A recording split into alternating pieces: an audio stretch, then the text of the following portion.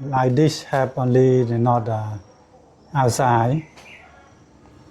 Inside also have. You see the very dirty. I difficult to show you. បងប្អូនឃើញពេលខ្លះកន្លែងខ្លះមានតម្រងពីរតម្រងមួយស្អាតតែតម្រងក្នុងនេះបងប្អូនឃើញខ្មៅ inside is very dirty. Okay, you see. I hope you see very relax. ខ្មៅបងប្អូនអញ្ចឹងចាំពេលខ្លះយើងសម្អាតបងប្អូនសម្អាតអានេះបងប្អូននេះដាក់ទីបងប្អូនជួយបងប្អូនសម្អាតអាហ្នឹងថាវាស្អាតហើយប៉ុន្តែវាមាននៅក្នុងទៀតយើងអត់បានសម្អាតអញ្ចឹងយូរយើងសម្អាតវាម្ដងទៅបើទឹកវាអត់ស្អាតវាធ្វើបានជម្រាបសួរបងប្អូនគ្នាថ្ងៃនេះមានវិធានបទពិសេសមួយចែកជូនទៅដល់បងប្អូនគ្នានេះម៉ាស៊ីនបោកអាវខាងក្រោយបងប្អូនបាទអញ្ចឹងមានវិធានបទខ្លីមួយទាក់ទងអានេះគេហៅដឹងភាសាបងប្អូនហៅយ៉ាងម៉េចតែខ្ញុំហៅ solenoid valve water solenoid valve អញ្ចឹងបងប្អូនវាសម្រាប់បិទបើកទឹកចូលម៉ាស៊ីនបោកអាវយើងអញ្ចឹងណាអញ្ចឹងធានបទនេះនិយាយតើយើងធ្វើយ៉ាងម៉េចដើម្បីការពារឧបករណ៍ហ្នឹងកុំឲ្យងាយខូចអញ្ចឹងបងប្អូនបាទក្នុងវីដេអូនេះមាន3ចំណុចអញ្ចឹងដើម្បីបង្ហាញបងប្អូនគ្នាតើធ្វើយ៉ាងម៉េច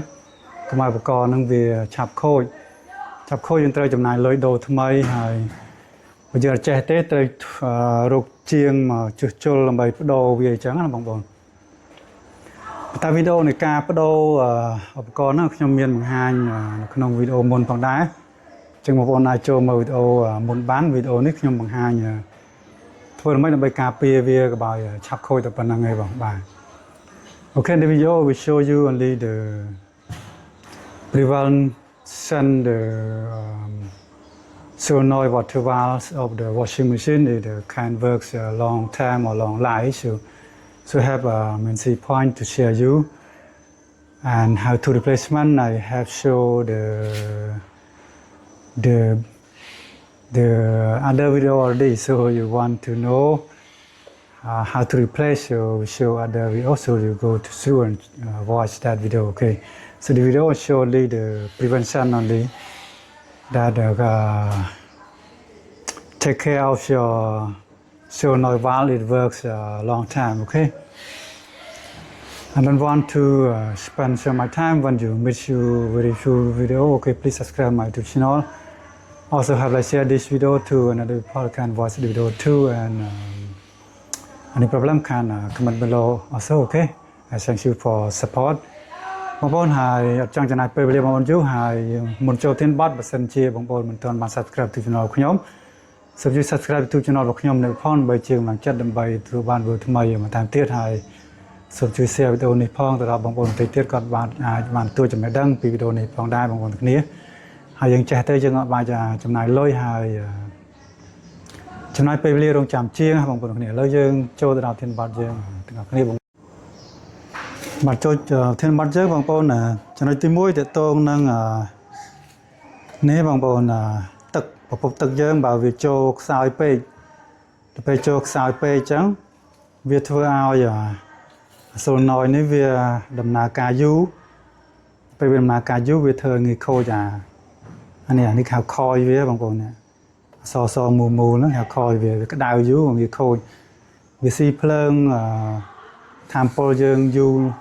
ខាតបង់ភ្លើងយើងហើយធ្វើឧបករណ៍ងាយខូចហ្នឹងបើសិនទឹកតំបន់ខ្លះដែលខ្សោយពេក Okay, the first main point when the water supply is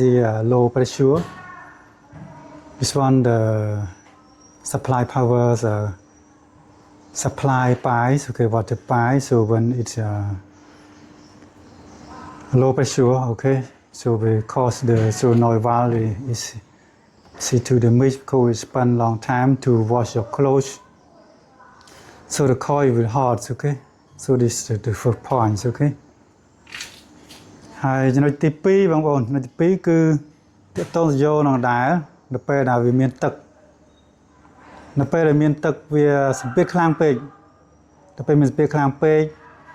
ក៏វាបោកធ្វើអានឹងងាយខូចដែរអញ្ចឹងណាសម្ពាធខ្លាំងពេកអ្នកខ្លះបងប្អូនខ្លះក៏ប្រើ ទឹករត់ខ្លះពេលយប់ឡើងមានសម្ពាធខ្លាំងឬក៏គាត់ប្រើផ្ទាល់ជាមួយម៉ូទ័រសម្ពាធអីចឹងបងប្អូនបាទអញ្ចឹងវាសម្ពាធខ្លាំងក៏វាងាយធ្វើឲ្យខូចវាមានខាងក្នុងវាដូចកស៊ូសម្រាប់បិទបើកបង្ហូរទឹកឬក៏បិទទឹកចឹងអញ្ចឹងវាងាយនឹងខូចនឹងដែរ So when the low pressure also problem high pressure also problem high pressure water so we don't make the seal inside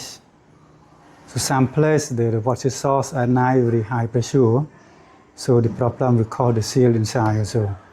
some people they use the water pressure pump direct to your machine also problem also so want to avoid the problem shoot off the valve after the water valve after use okay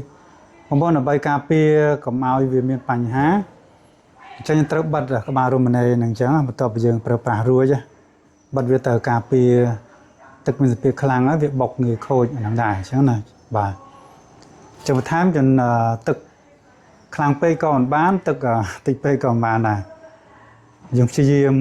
ធ្វើម៉េចឲ្យវាល្អអញ្ចឹងបងបាទ high pressure so not good low pressure so it's not good okay and the third point is the have to clean properly clean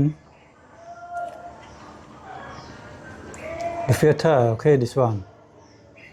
so this one make sure clean properly and this one some like this have only not outside inside also have you see the very dirty difficult to show you បងប្អូនឃើញពេលខ្លះកន្លែងខ្លះមានតម្រង2តម្រងមួយស្អាតតែតម្រងក្នុងនេះបងប្អូនឃើញខ្មៅ inside very dirty okay you see I hope you see very relax ខ្មៅបងប្អូនអញ្ចឹងចាំពេលខ្លះយើងសម្អាតបងប្អូនសម្អាតអានេះបងប្អូននេះដាក់ទីបងប្អូនជួយបងប្អូនសម្អាតអាហ្នឹងថាវាស្អាតហើយប៉ុន្តែវាមាននៅក្នុងទៀតយើងអត់បានសម្អាតអញ្ចឹងយូរយើងសម្អាតវាម្ដងទៅបើទឹកវាអត់ស្អាតវាធ្វើកក្តាំងនៅហ្នឹងអញ្ចឹងហើយតទៅពីក្តាំងនៅហ្នឹងទៅវាធ្វើទឹកហូរយឺតដែរទឹកយឺតធ្វើឲ្យយើងបោកអាវចំណាយភ្លើងច្រើនទៅភ្លើងច្រើនវាធ្វើក្តៅដុំហ្នឹងដែរតែក្តៅដុំហ្នឹងចឹងធ្វើងាយឆេះចឹងទាំងទី3ចឹងបងប្អូនបាទ so this is very dirty so they make the water flow less so spend a long time to wash your clothes spend much electricity also the coils with very hot so it working long time so that you see this did cause your solenoid valve water solenoid valve it burns or damage also okay ចឹងខ្ញុំមានតែ3ចំណុចទេក្នុងវីដេអូនេះតែប៉ុណ្្នឹងទេបាទហើយបើបងប្អូនគិតថាវីដេអូនេះមានប្រយោជន៍បងប្អូនកុំភ្លេចជួយ subscribe ទៅ channel របស់ខ្ញុំនេះមួយផងដើម្បីជាកម្លាំងចិត្តហើយដើម្បីទទួលបានវីដេអូថ្មីថែមទៀតពីខ្ញុំបងប្អូនបាទ Okay, if seeing this video very useful for you, okay, please subscribe my YouTube channel. Also, how to share this video to another people can watch the video too. Thank you for support. Any problem can comment below. មានចម្ងល់ផ្សេងៗអាច comment ក្រោមបានមកគ្នាបាទអរគុណ